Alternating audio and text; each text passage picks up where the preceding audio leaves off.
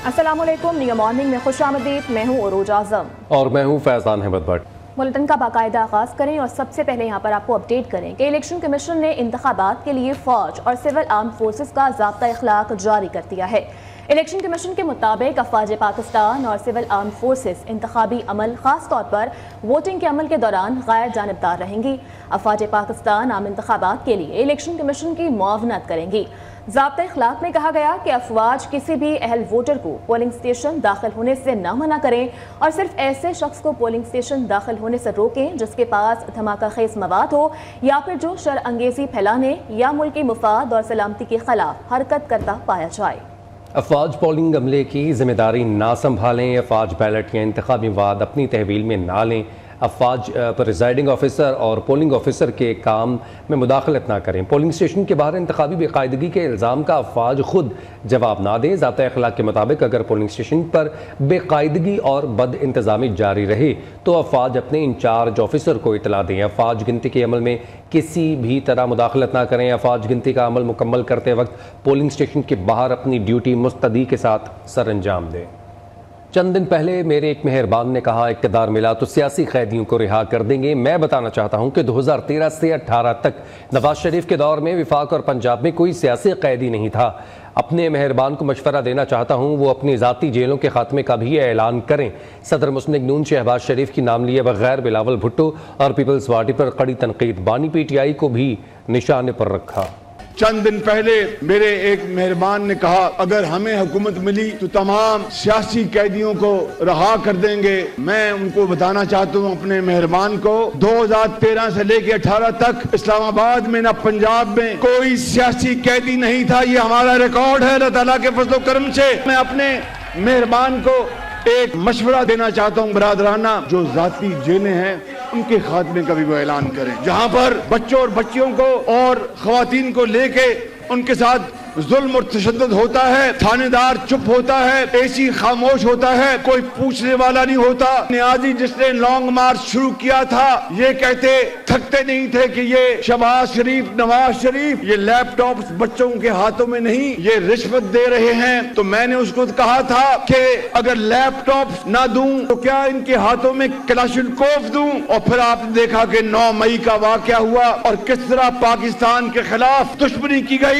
2014 का वो दिन था जब लॉन्ग मार्च करवाया गया नवाज शरीफ के खिलाफ, और जिन्होंने लॉन्ग मार्च किया और जिन्होंने करवाया वो सब आप जानते हैं। इस्लामाबाद में धरने हुए, पार्लियामेंट को आग लगाने की बातें हुई। चीन के सदर सितंबर 2014 में पाकिस्तान आ रहे थे, चीन के सदर का दौरा मुअख्खर हो गया और हमारे मुखालिफ तो घर से ही नहीं निकल रहे। शेर कहता है कोई और मेरे लिए शिकार करे और वोट का बंदोबस्त करे तो वो बादशाह सलामत बाहर आ जाएंगे। बिलावल भुट्टो जरदारी के नवाज शरीफ पर लफ्ज़ी वार, बोले नवाज शरीफ को चौथी बार वज़ीर आज़म बनने से रोकना है तो PTI कारकुनान तीर पर ठप्पा लगाएं। बिलावल भुट्टो जरदारी आज मुल्तान में इंतखाबी जलसे से खिताब करेंगे।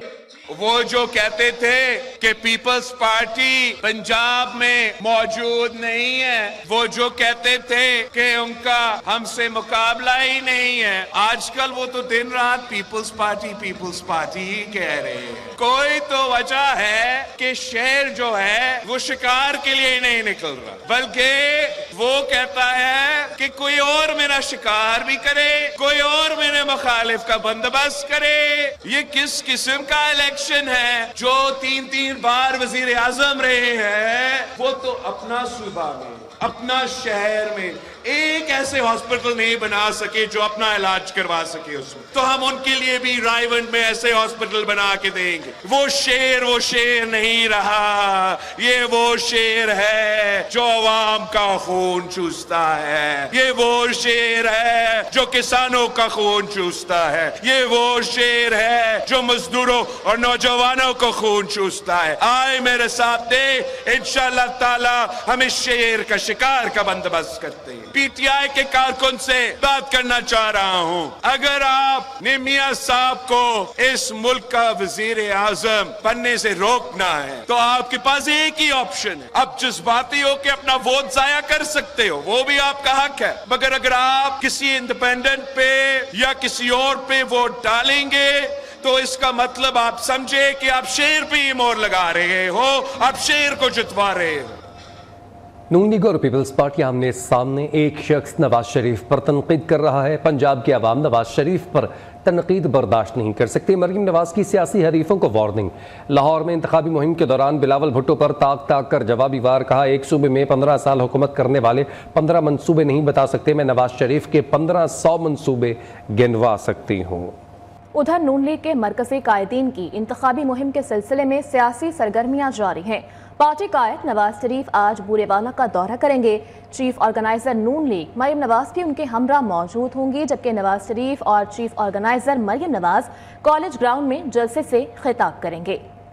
बारिश का तवील इंतजार खत्म। रावलपिंडी इस्लामाबाद में बादल बरस पड़े। जुड़वा शहरों में रात के वक्त कहीं हल्की तो कहीं तेज बारिश। मौसम मजीद सर्द होने के साथ कदरे बेहतर हो गया। महकमे मौसमियात ने आज से बारिशों की खुशखबरी सुना दी है। आज से 3 रोज़ 28 जनवरी तक मुख्तलिफ इलाकों में बारिश का इम्कान है। बहावलपुर, मुल्तान, रावलपिंडी समेत पंजाब के बेशतर शहरों में बादल बरसेंगे।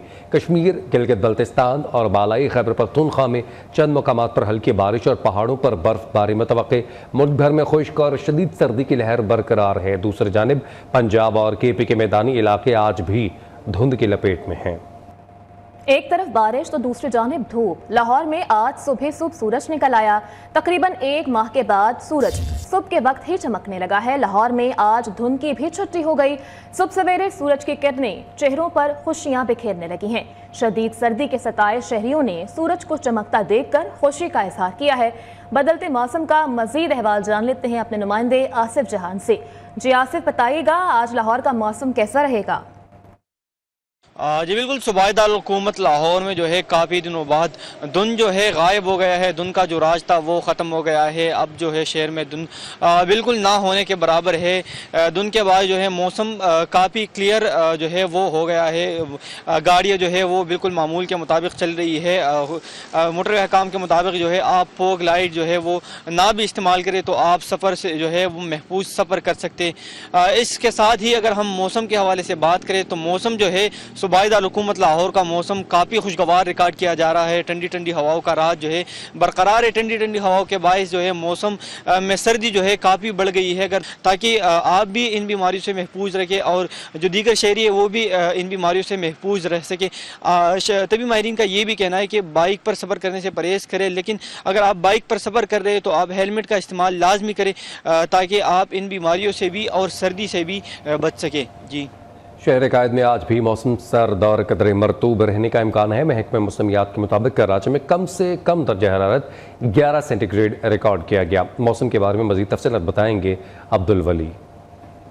जी बिल्कुल, कराची में मौसम की बात करें तो महकमे मौसमियात के मुताबिक आज जो कराची का मौसम है वो सर्द और कदरे मरतूब जो है वो रहने का इम्कान है। महकमे मौसमियात का ये बताना है कि शहर में जो दर्जा हरारत है वो कम से कम 11 सेंटीग्रेड जो है वो रिकॉर्ड किया गया, जबकि जो दर्जा हरारत है वो 27 सेंटीग्रेड तक ज़्यादा से ज़्यादा जाने का इम्कान है। इसके अलावा महकमे मौसमियात का ये भी बताना है कि कराची के जो मज़ाफ़ाती इलाके हैं वहाँ पर जो है वो हल्की धुंध भी पड़ने का इम्कान है। इसीलिए जो माहिरीन सेहत है और महकमे मौसमियात हैं वो ये बताते हैं कि मोटरसाइकिल सवार जो है वो फ़िज़ाई आलूदगी की वजह से खुसूसी तौर पर जो है वो मास्क का इस्तेमाल करें ताकि वो मोटरसाइकिल जो है वो चलाते हुए किसी भी बीमारी से जो है वो महफूज रह सके। जी, और वादी सवात पर भी ग्लोबल वार्मिंग और माहौलियाती तब्दीलियों के असरात नजर आने लगे हैं।